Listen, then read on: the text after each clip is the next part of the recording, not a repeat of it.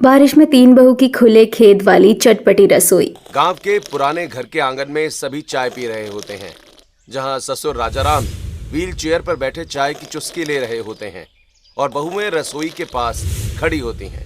पता नहीं इस बार कुदरत क्या चाह रही है। जुलाई का आधा महीना बीत गया पर सूरज है कि सुबह सुबह ही आग उगलने लगता है। सही कह रहे हैं पिताजी। कल शाम को जब मैं और सुरेश नीचे वाले खेत की तरफ गए थे तो जमीन में बड़ी बड़ी दरारें पड़ी हुई थी। गर्मी की वजह से पौधे एकदम मुरझा गए। अगर 2-4 दिन में पानी नहीं गिरा तो इस बार लागत निकलनी भी मुश्किल हो जाएगी। हाँ भैया, कल जनरेटर चलाकर थोड़ा पानी देने की कोशिश की थी, पर बिजली का वही रोना है। 2 घंटे आती है तो 2-4 घंटे गायब। अरे भैया, तुम लोग इतने परेशान क्यों हो रहे हो? सुबह जब मैं छत पर दाना डालने गया था ना, तो पूरब की तरफ हल्के हल्के काले बादल दिख रहे थे। देखना, आज या कल में पक्का बारिश होगी। बेटा विकास, हवा का रुख तो मैं भी महसूस कर रहा हूँ। मेरे इन पुराने जोड़ों का दर्द बता रहा है कि मौसम पलटने वाला है। लो सुन लो, बाप और बेटों की पंचायत सुबह सुबह ही शुरू हो गई। खेती की चिंता अपनी जगह है, पर पहले ये बताओ कि आज सुबह का नाश्ता यही करोगे या खेत पर ले जाना है? माँ जी, आपकी फालतू परेशान हो रही है। सब लोग चाय पी ले, फिर नाश्ता गरम गरम परोस देती हूँ। आज तो मैंने सबके लिए चने की दाल के पराठे और तीखी चटनी बनाई है। अरे वाह भाभी, सुबह सुबह पराठे। पर इस गर्मी में पराठे खाकर खेत में काम करेंगे तो प्यास के मारे गला सूख जाएगा।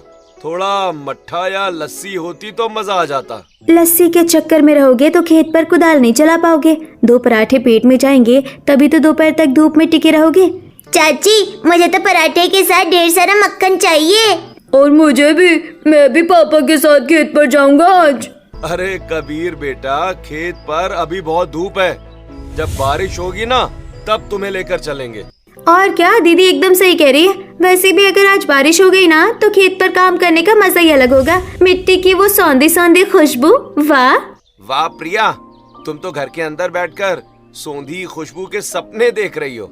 जरा खेत में आकर कीचड़ में गेहूं धान की मेड़े बांधो, तब समझ में आएगा कि बारिश में काम करना कितना भारी पड़ता है। बहुएं ठीक ही तो कह रही हैं। किसान के लिए बारिश से बढ़कर कोई त्योहार नहीं होता। अगर आज बारिश हुई तो समझो हमारी आधी मुसीबत टल जाएगी। पर अगर एक बार बारिश शुरू हुई तो रुकने का नाम नहीं लेती। खेत से अपने घर की दूरी पूरे 2 किलोमीटर की है और कच्चा रास्ता है। जरा सा पानी गिरा नहीं कि पूरा रास्ता कीचड़ का तालाब बन जाता है। हाँ भैया, पिछली बार भी जब भारी बारिश हुई थी तो हम दोपहर का खाना खाने घर ही नहीं आ पाए थे। भूखे पेट पूरे 8 घंटे काम करना पड़ा था। तो तुम लोग पहले से कोई बंदोबस्त क्यों नहीं करते? तुम्हें पता है कि हर बारिश में यही रोना होता है।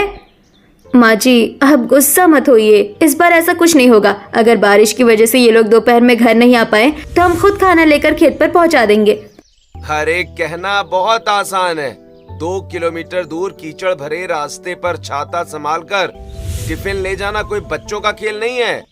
हवा जरा तेज चली नहीं कि छाता उलटकर चिड़िया बन जाता है।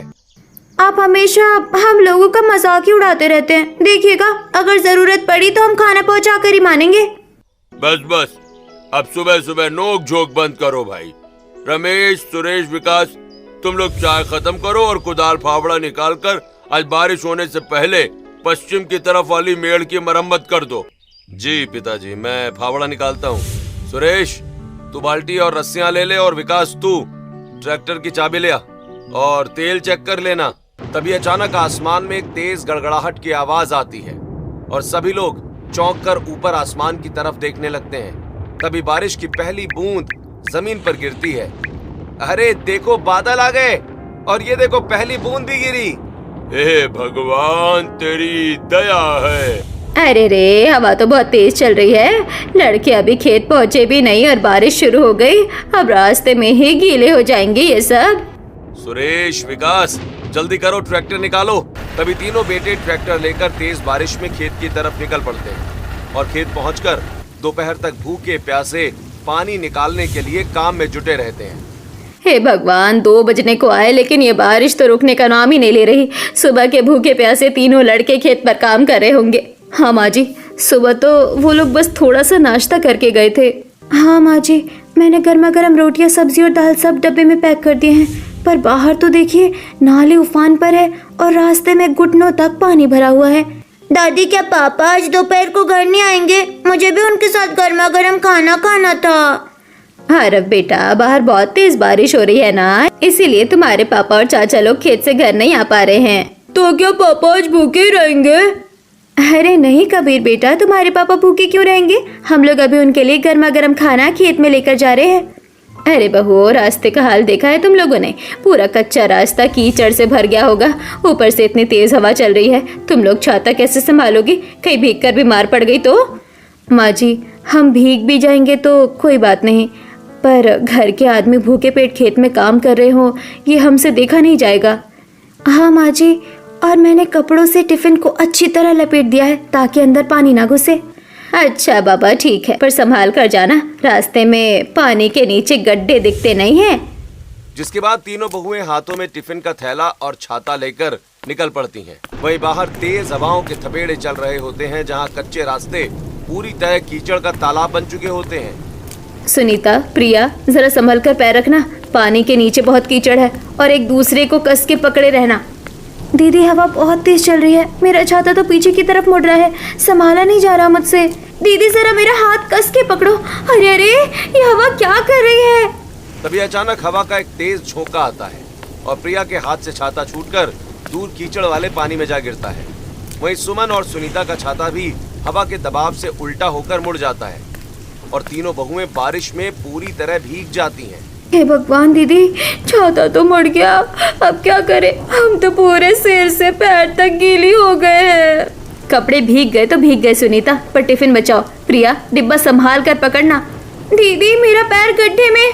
अरे माँ! इतना कहते ही प्रिया गहरे गड्ढे के कीचड़ में गिर पड़ती है और उसके हाथ से लंच बॉक्स छूटकर पानी में गिर जाता है। प्रिया, तू ठीक तो है ना? चोट तो नहीं लगी कहीं? दीदी, मेरी चोट की छोड़ो, ये देखो खाना, सारा लंच बॉक्स पानी में बह गया, डिब्बे के अंदर कीचड़ का पानी चला गया, सारा खाना खराब हो गया। दीदी, इतनी मेहनत से गर्मा गर्म खाना बनाया था, सब पानी में बर्बाद हो गया। अब खेत जाकर भी क्या करेंगे? ठंडा और गंदा खाना थोड़ी ही खिलाएंगे उनको। दीदी, हवा से बहुत तेज ठंड लग रही है, कपकपी छूट रही है शरीर में, यहाँ खड़े रहे तो बीमार पड़ जाएंगे। चलो घर वापस चलते हैं, जाकर दोबारा कुछ बना लेंगे। हाँ ठीक है, वापस चलते हैं। वही घर के बरामदे में सास ससुर बेचैनी से टहल रहे होते हैं।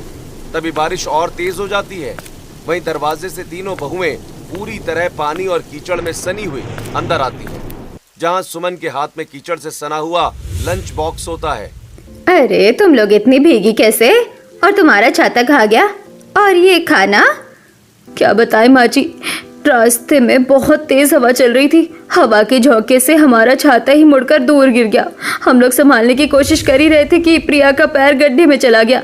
हाँ माँ जी, मेरे हाथ से लंच बॉक्स छूटकर गंदे पानी में बह गया और बाकी डिब्बों के अंदर बारिश का गंदा पानी चला गया, सारा खाना खराब हो गया। अरे अरे, कोई बात नहीं बहुओं, खाना खराब हो गया तो हो गया, तुम लोगों को चोट तो नहीं आई ना? रास्ता देखो बहुत खराब है इस बारिश में। चोट तो नहीं लगी बाबूजी, पर हवा बहुत ठंडी लग रही है, शरीर एकदम कांप रहा है। कोई बात नहीं, तुम लोग अंदर जाओ और जल्दी से सूखे कपड़े पहन लो, बीमार पड़ जाओगी तो और आफत हो जाएगी।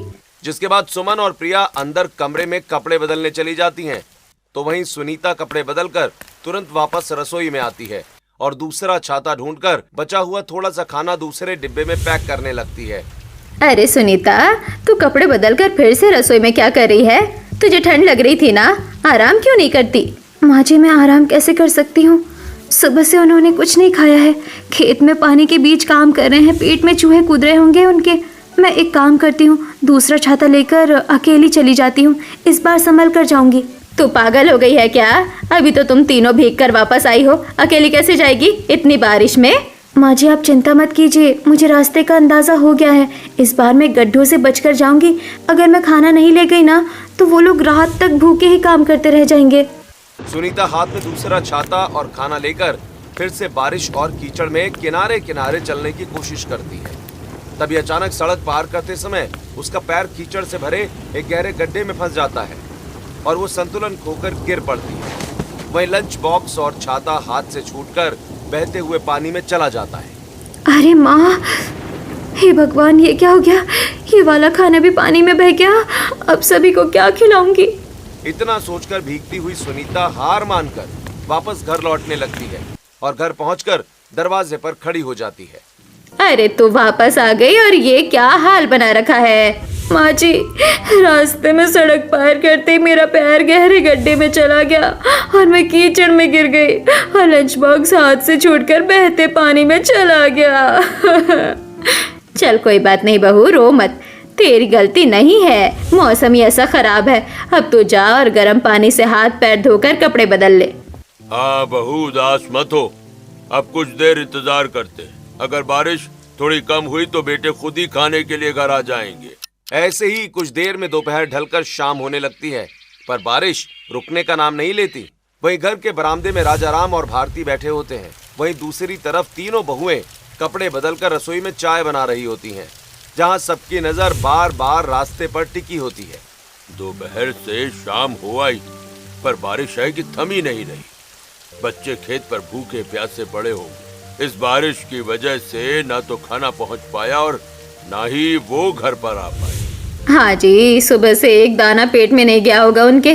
इतनी ठंड में पानी में खड़े होकर काम कर रहे हैं। बहू, ओ बहू, जरा सुनो तो। जी माँ जी, कहिए, चाय उबल रही है बस।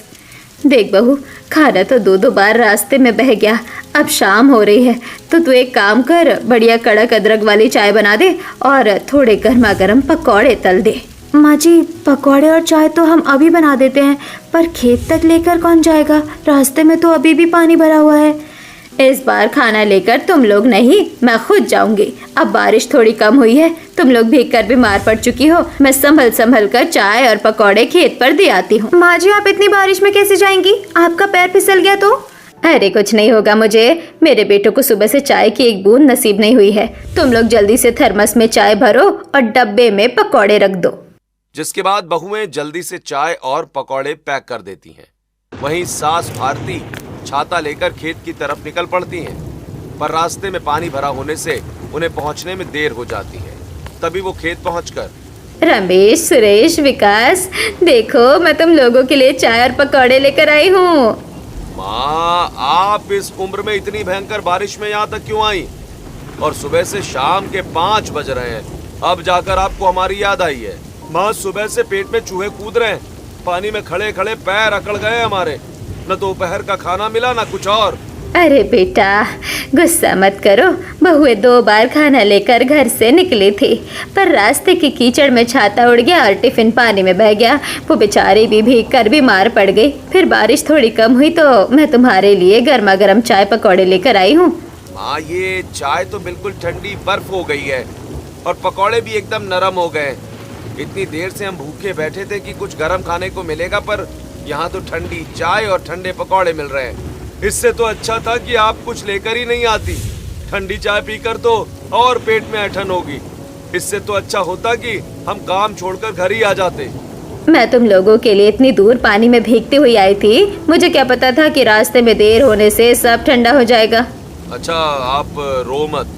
सुरेश और विकास भूख के मारे चिड़चिड़े हो गए, इसलिए ऐसा बोल रहे हैं। आप इतनी दूर आई, इतना ही बहुत है, पर आप वापस घर जाइए, वरना आपको भी ठंड लग जाएगी। हाँ माँ, माफ कर दो, भूख के मारे दिमाग काम ही नहीं कर रहा था। अब आप घर जाओ, हम काम खत्म करके रात को घर ही आकर खाना खाएंगे।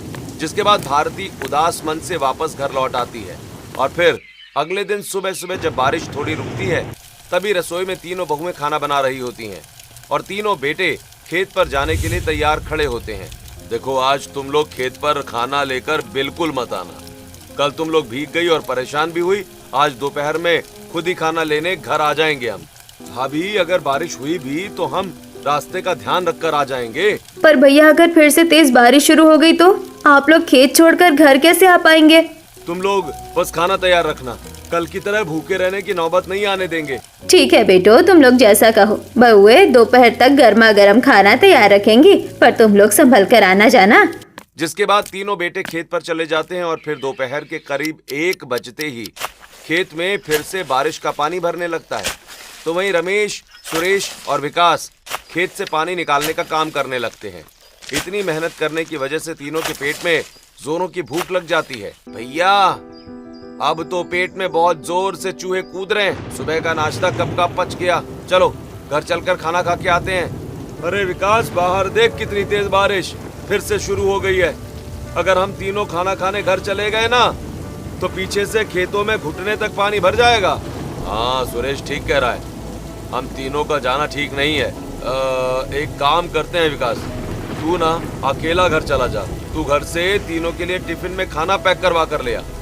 हम तब तक यहाँ पानी निकालने का काम देखते हैं। ठीक है भैया, आप लोग काम संभालो, मैं अभी दौड़ कर जाता हूँ और गर्मा गर्म रोटियां और सब्जी लेकर आता हूँ। इतना कहकर विकास सड़क की तरफ बढ़ता है कि तभी एक तेजी से गुजर रहे ट्रक का पहिया गड्ढे में पड़ता है और सारा कीचड़ चपाक से उसके मुंह और कपड़ों पर आ गिरता है। अरे आंखें बंद करके चला रहा है क्या गाड़ी? पूरा कीचड़ मुंह पर उछाल दिया। भगवान, ये क्या हो गया? वहीं विकास का मुंह और कपड़े कीचड़ से भर जाते हैं। तभी वो सड़क किनारे पानी से मुंह धोकर निराश मन से बिना घर वापस गए खेत पर लौट आता है। अरे विकास, तू तो खाना लेने घर गया था ना, इतनी जल्दी वापस आ गया और तेरे मुंह और कपड़ों पर ये इतना कीचड़ कैसे लग गया? क्या बताऊं भैया, बदकिस्मती पीछा ही नहीं छोड़ रही है। मैं सड़क पार कर ही रहा था कि एक तेज रफ्तार ट्रक आया और सारा कीचड़ छपाक से मेरे मुंह और कपड़ों पर आ गिरा। अरे अरे, आंखों में कीचड़ चला गया क्या? जरा दिखा मुझे। नहीं भैया, मुंह तो धो लिया पानी से, पर अब इस हालत में घर कैसे जाता? आगे रास्ते में घुटने तक पानी भरा हुआ है, अंधेरा सा छा रहा है। मतलब आज भी हमें भूखे ही रहना पड़ेगा। 2 दिन से न ढंग से खाना मिल रहा है न चैन। पानी में खड़े खड़े पैर गले जा रहे हैं और पेट खाली है। सब्र रख सुरेश, सब्र रख। अब गुस्सा करने से कोई फायदा नहीं है। शाम तक काम निपटाते हैं, फिर भीगते हुए सब साथ में ही घर चलेंगे और रात को पेट भर के खाना खाएंगे। ऐसे ही रात के 8 बज चुके होते हैं, तभी तीनों बेटे बारिश में भीगकर छींकते हुए घर के अंदर आते हैं। अरे, आप लोग आ गए। हे भगवान, पूरे भीग चुके हैं आप लोग। जल्दी से सिर पोंछिए, आप लोग तो ठंड से कांप रहे हैं एकदम। बहुत तेज ठंड लग रही है भाभी। रास्ते में इतना पानी भरा था और अंधेरे में गड्ढे दिख ही नहीं रहे थे, तैर कर आना पड़ा। माँ, जल्दी से गर्मा गर्म एक घूंट चाय पिला दे। सुबह से पेट में एक दाना नहीं गया, ऊपर से ठंडे पानी में खड़े खड़े पैर अकड़ गए हमारे। अरे अरे मेरे बेटो, जल्दी जाओ, कमरे में जाकर सूखे कपड़े बदलो। सुमन, सुनीता, प्रिया, जल्दी रसोई में जाओ और गर्मा गर्म खाना परोसो इनके लिए। तीनों बेटे कमरे में जाकर कपड़े बदलते हैं और वापस बरामदे में आकर बैठते हैं। वहीं बहुएं जल्दी से गर्मा गर्म रोटियां, दाल और सब्जी थाली में सजाकर उनके सामने लाती हैं। आहा, आज ऐसा लग रहा है जैसे कितने दिनों के बाद पेट भर के खाना नसीब हुआ है। बेटा रमेश, इस बारिश की वजह से बहुत परेशानी झेलनी पड़ रही है तुम लोगों को। हाँ, 2 दिन से तुम लोग भूखे पेट काम कर रहे हो। क्या बताएं पिताजी, ना तो यहाँ घर से खाना खेत में पहुँच पाता है और ना हम लोग टाइम पर खाना खाने आ पाते हैं। खेत पर पानी भरने का डर रहता है ना, तो काम छोड़कर आ भी नहीं सकते। और इतनी भयंकर बारिश में एक कप गर्मा गर्म चाय भी नसीब नहीं होती वहाँ पर। पूरा दिन भूख मार मार कर काम करना पड़ता है। काश ऐसा होता पिताजी कि हमारे खेत के पास ही खाने पीने का कोई इंतजाम हो जाता। अगर ऐसा हो पाता तो खेत पर ही वहीं गर्मा गर्म खाना मिल जाता तो इतनी दिक्कत ही ना होती। बात तो आप बिल्कुल सही कह रहे हैं। अगर खेत पर ही खाने का इंतजाम हो जाए तो ना आप भूखे रहेंगे और ना ही खाना रास्ते में खराब होगा। हाँ दीदी, क्यों ना हम लोग खुद ही खेत पर जाकर खाने पीने की व्यवस्था करते, जिससे इन लोगों को गर्मा गर्म खाना भी मिल जाएगा और हम लोग खेतों में इनका हाथ भी बटा दिया करेंगे। अरे वाह दीदी, ये तो बहुत बढ़िया विचार है। हम तीनों बहुएं खेत पर ही अपनी एक रसोई बना लेंगे। अरे तुम लोग पागल हो गई हो क्या? खुले खेत में इतनी भयंकर बारिश में खाना कैसे बनाओगी, जहाँ ना छत है ना चूल्हा। माँ जी, आप चिंता मत कीजिए, खेत में बांस तो रखे ही हैं। हम बाजार से बड़ा सा तिरपाल और रस्सियाँ मंगवा लेंगे और एक बढ़िया टेंट लगा लेंगे। फिर वहाँ मिट्टी का चूल्हा बनाकर गर्मा गर्म खाना बनाएंगे। अरे वाह, बहुओं की बात में दम तो है। अगर खेत पर तिरपाल की रसोई बन गई तो बारिश से बचाव भी होगा और बेटों को ताजा खाना भी मिलेगा। अगर ऐसा हो जाए भाभी तो हमारी तो लॉटरी ही लग जाएगी। हमें भी टाइम पर गर्मा गर्म चाय और खाना मिल जाएगा। ठीक है, फिर कल सुबह ही हम लोग खेत पर चलकर सबसे पहले तिरपाल का टेंट गाड़ेंगे और बहुओं के लिए खेत वाली रसोई तैयार करेंगे। जिसके बाद अगली सुबह हल्की हल्की बारिश के बीच तीनों बेटे और तीनों बहुएं खेत पर पहुंचती हैं और खेत में रखे बड़े बड़े बांस एक जगह इकट्ठा कर रही होती हैं। वहीं विकास और प्रिया बाजार से एक बड़ा सा नीला तिरपाल और मजबूत रस्सियां लेकर खेत पर लौट रहे होते हैं। वहीं खेत के एक कोने में सूखी जगह देखकर सब मिलकर काम में जुट जाते हैं। भैया देखो, मैं और प्रिया बाजार से सबसे बड़ा और मजबूत तिरपाल लेकर आ गए। कितनी भी भयंकर बारिश आ जाए, एक बूंद पानी अंदर नहीं टपकेगा। अरे वाह विकास, तू तो बहुत बढ़िया तिरपाल लाया यार। चलो अब देर मत करो। रमेश भैया, जरा वो लंबे वाले बांस इधर लाना। हाँ हाँ, मैं बांस लाता हूँ। सुरेश, तू जमीन में बड़े बड़े गड्ढे खोद ले ताकि बांस गहराई में गड़ जाएं। हवा तेज चलेगी तो भी टेंट उखड़ेगा नहीं। अजी सुनिए, बांस के ऊपर कीले ठोककर मजबूती से बांधिएगा, वरना तिरपाल हवा में ढीला पड़ जाएगा। और रस्सी को चारों तरफ उन नीम के पेड़ों से कसकर बांध देते हैं, एकदम मजबूत तंबू बन जाएगा हमारा। दीदी, जब तक ये लोग टेंट गाड़ रहे हैं तब तक हम लोग मिट्टी और ईंटें जमा करके चूल्हा बना लेते हैं। हाँ प्रिया, बिल्कुल सही कहा। पर एक चूल्हा मत बनाना, हम 2-3 चूल्हे एक साथ बनाएंगे। एक पर चाय उबलेगी, एक पर रोटियां सिकेंगी और एक पर सब्जी बनेंगी। जल्दी जल्दी काम निपट जाएगा। अरे वाह दीदी, आपने तो एकदम घर जैसी गैस बना ली। 3 चूल्हे रहेंगे तो फटाफट गर्मा गर्म खाना बनता रहेगा।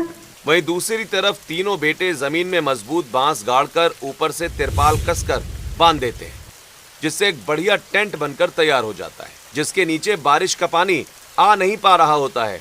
वहीं तीनों बहुएं मिट्टी और ईंटों से 3 सुंदर चूल्हे तैयार कर लेती हैं।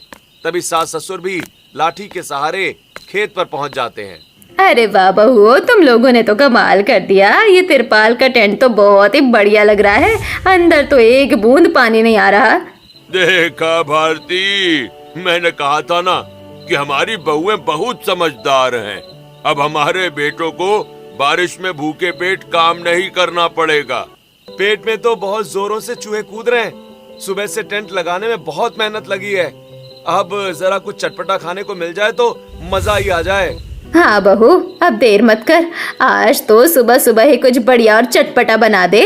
माँ जी, अभी तो ज्यादा सामान नहीं है यहाँ पर हमारे खेत से ताजे आलू उखाड़े हैं। मैं झटपट गर्मा गर्म आलू के पराठे बना देती हूँ। और जो अचार हम घर से डिब्बे में लेकर आए थे ना माँ जी, उस चटपटे अचार के साथ गर्म पराठे खिलाएंगे सबको, और साथ में कड़क अदरक वाली गर्म चाय। और ये चूल्हे की गर्माहट देखकर तो मुझे अभी से ही मजा आ रहा है। आहा, बारिश की ठंडी हवा और खेत पर चूल्हे के गर्मा गर्म पराठे, आज तो वाकई मजा आने वाला है। वहीं तीनों बहुएं चूल्हे में आग जलाकर कढ़ाई और तवा चढ़ाती हैं, पराठे बनाना चालू करती हैं। जिसके बाद थोड़ी देर में ही आलू के चटपटे पराठों की खुशबू पूरे तिरपाल के नीचे और खेत में फैलने लगती है। रमेश, सुरेश, विकास और ससुर राजाराम वहीं बैठकर गर्मा गर्म पराठे और चाय का आनंद लेने लगते हैं। वाह भाभी, क्या चटपटे पराठे बने हैं। चूल्हे की सौंधी खुशबू से तो पराठों का स्वाद 10 गुना बढ़ गया है। सही कह रहा है विकास, बारिश में भीगने के बाद ऐसा गर्मा गर्म खाना मिल जाए तो दिन भर की पूरी थकान मिट जाती है। बहुओं, आज तुमने हमारी खेत वाली चटपटी रसोई की शुरुआत करके दिल खुश कर दिया। ऐसे ही दूसरे दिन सुबह भी बारिश लगातार हो रही होती है। तभी खेत के कामगार रामू और सुखिया ताजी सब्जियां टोकरी में लाल लाल टमाटर, भुट्टे, आलू और हरी मिर्च तोड़कर तिरपाल वाली रसोई के पास लाते हैं, जहां तीनों बहुएं चूल्हे के पास बैठी होती हैं। राम राम भाभी जी, देखिए खेत से एकदम ताजा ताजा भुट्टे, टमाटर और धनिया तोड़कर लाए हैं। बारिश के पानी से भुट्टे के दाने एकदम रसीले और बड़े बड़े हो गए हैं। अरे वाह रामू भैया, इतने ताजे और लाल टमाटर देखकर तो दिल खुश हो गया। दीदी, बारिश में ठंडी हवा चल रही है, क्यों ना इन ताजे भुट्टे और टमाटर का गर्मा गर्म काढ़ा सूप बना ले, पीकर सबकी ठंड भाग जाएगी। हाँ प्रिया, सूप तो बहुत बढ़िया रहेगा। और मैं साथ में अदरक वाली कड़क चाय चढ़ा देती हूँ और बेसन में हरी मिर्च प्याज के पकौड़े तल लेती हूँ। बहू, तुम लोग पकौड़े बनाओ, पर मेरे लिए तो कुछ हल्का ही बनाना, मेरा पेट भारी हो जाएगा तला भुना खाकर। माँ जी, अब चिंता मत कीजिए, आपके लिए मैं चूल्हे पर मूंग दाल की खिचड़ी और कुरकुरे पापड़ सेक देती हूँ। मम्मी मम्मी, मुझे पकौड़े नहीं खाने, मुझे तो मोमोज खाने हैं, वो भी तीखी लाल चटनी के साथ। और मुझे चिली पोटैटो खाने। चाची आज तो खेत में चिली पोटैटो बनाओ ना। अरे कबीर आरव, खेत की रसोई में मोमोज और चिली पोटैटो कहाँ से बनेंगे भाई? यहाँ तो पराठे और पकौड़े ही मिलेंगे। अरे आप बच्चों को मना मत कीजिए, खेत में आलू और मिर्च तो ताजे हैं ही। मैं अभी झटपट चिली पोटैटो छोक देती हूँ और सुनीता दीदी मोमोज की तैयारी कर लेंगी। हाँ, बच्चों की फरमाइश कैसे काट सकते हैं। मैं अभी मैदा गूंथती हूँ और ताज़ी सब्जियों की स्टफिंग बनाकर मोमोज स्टीम कर देती हूँ। जिसके बाद तीनों बहुएं काम में जुट जाती हैं। एक तरफ कढ़ाई में चिली पोटैटो छन रहे होते हैं, तो वहीं दूसरी तरफ भाप में मोमोज पक रहे होते हैं। तभी वहां लाल टमाटर की तीखी चटनी की महक उठने लगती है। ऐसे ही पकवानों की खुशबू पूरे खेत में फैलने लगती है। अरे भाई रमेश, तुम्हारी खेत वाली रसोई से तो ऐसी खुशबू आ रही है कि हमारे मुंह में पानी आ गया। पता नहीं क्या चटपटा बन रहा है आज। अरे सुखिया भाई, हमारी बहुएं आज बच्चों के लिए मोमोज और चिली पोटैटो बना रही हैं। आओ तुम भी बैठो, सब साथ में खाएंगे। इतना कहकर रमेश सुखिया को एक प्लेट चिली पोटैटो देता है। वाह भाभी, क्या चटपटे और क्रिस्पी चिली पोटैटो बनाए हैं। बाजार के चाइनीज ठेले भी फेल हैं इसके आगे। मम्मा, मोमोज तो बहुत टेस्टी है और ये लाल चटनी तो बहुत तीखी और चटपटी है। धीरे धीरे खाओ आरव, गरम है। बहू, तुमने तो बच्चों का मन रख लिया। देखो पूरा परिवार कैसे एक साथ बैठकर गर्मा गर्म चटपटा खाना खा रहा है। सही कहा भारती, बारिश की इस ठंड में खेत पर बने इस चटपटे खाने ने तो पूरा माहौल ही खुशनुमा बना दिया। हाँ। ऐसे ही शाम होती है, बाहर मूसलाधार बारिश और तेज हो जाती है। खेत के बाकी कामगार बारिश से बचने के लिए तिरपाल के टेंट के नीचे आकर शरण लेते हैं, जहाँ चूल्हे पर कढ़ी चावल बन रहा होता है। राम राम बहू जी, बाहर तो पानी थमने का नाम ही नहीं ले रहा है। खेत में खड़े रहना मुश्किल हो गया था, इसलिए हम लोग थोड़ी देर यहाँ तिरपाल के नीचे आ गए। अरे बहन, इसमें संकोच की क्या बात है। ये टेंट तो है ही बारिश से बचने के लिए। आओ तुम सब अंदर आकर खटिया पर बैठ जाओ। अरे वाह भाभी जी, कड़ी के तड़के की ऐसी खुशबू आ रही है कि पूरे खेत में महक फैल गई है। राई और कड़ी पत्ते की छोंक से तो मुंह में पानी आ गया। हाँ श्यामा, आज तो बहुओं ने चूल्हे पर बड़ी कड़ी चावल और प्याज के गर्मा गर्म पकौड़े बनाए हैं। तुम सब भी काम छोड़कर हाथ मुंह धो लो, आज सब साथ में ही खाएंगे। अरे नहीं नहीं माँ जी, हम तो मजदूर आदमी हैं, आप लोगों के साथ कैसे खा सकते हैं। आप लोग खाइए। अरे रामू भाई, ऐसी बातें मत करो। खेत में पसीना तो तुम लोग भी बहाते हो ना, हमारे ही साथ। और इस बारिश में जब हमारी बहुओं ने सबके लिए खाना बनाया है, तो तुम लोग भूखे पेट घर थोड़े ना जाओगे। बिल्कुल सही कह रहे भैया, आप सब बैठिए, मैं गर्मा गर्म कड़ी चावल परोसती हूँ। जिसके बाद सभी कामगार और घर के लोग खटिया और चटाई पर बैठ जाते हैं। वहीं बहुएं सबको पत्तल पर कढ़ी चावल और कढ़ाई से तुरंत निकले प्याज के कुरकुरे पकौड़े परोसने लगती हैं। वहीं सब लोग खुश होकर खाना खाने लगते हैं। वाह भाई रमेश, तुम्हारी तो किस्मत ही खुल गई।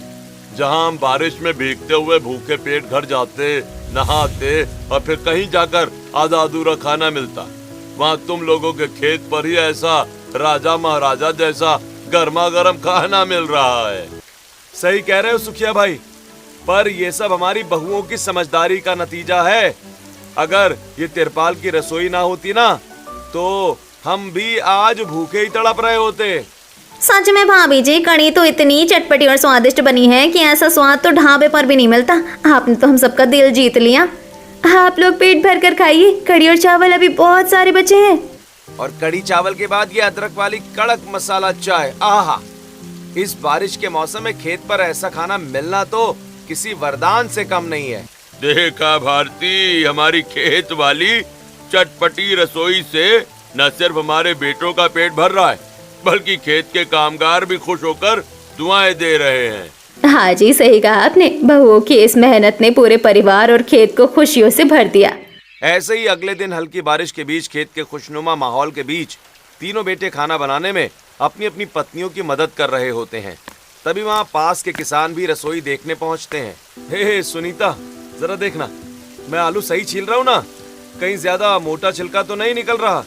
बिल्कुल सही छील रहे हैं आप। आज तो आप लोगों की मदद से हमारा काम आधा हो गया है, वरना अकेले इतनी जल्दी सब बनाना मुश्किल था।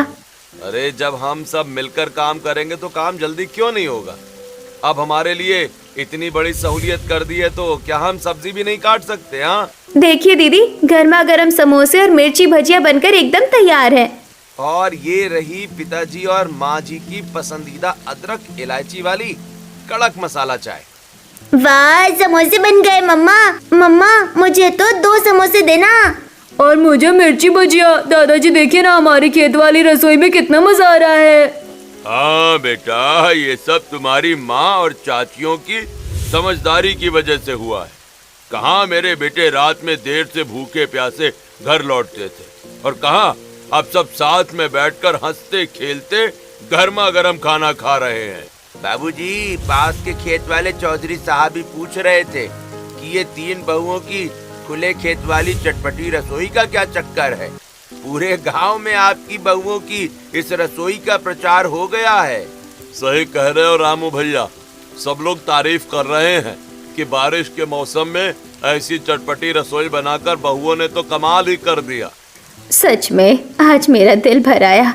भगवान हर घर को ऐसा ही हंसता खेलता और आपस में मिलजुल कर रहने वाला परिवार दे। मेरी बहुओं ने इस बारिश की मुसीबत को खुशियों में बदल दिया। माँ जी, ये तो हम सबका फर्ज था। जब परिवार साथ होता है ना, तो बड़ी से बड़ी मुसीबत भी आसान हो जाती है। बिल्कुल सही कहा सुमन। और हमारी ये बारिश में 3 बहू की खुले खेत वाली चटपटी रसोई सिर्फ एक रसोई नहीं, बल्कि हमारे पूरे परिवार के प्यार और एकता की पहचान बन गई है। पूरा परिवार सभी खटिया पर एक साथ बैठकर गर्मा गर्म समोसे, भजिया और चाय का आनंद लेते हैं। वहीं सबकी हंसी और खुशी से पूरा खेत गूंज उठता है।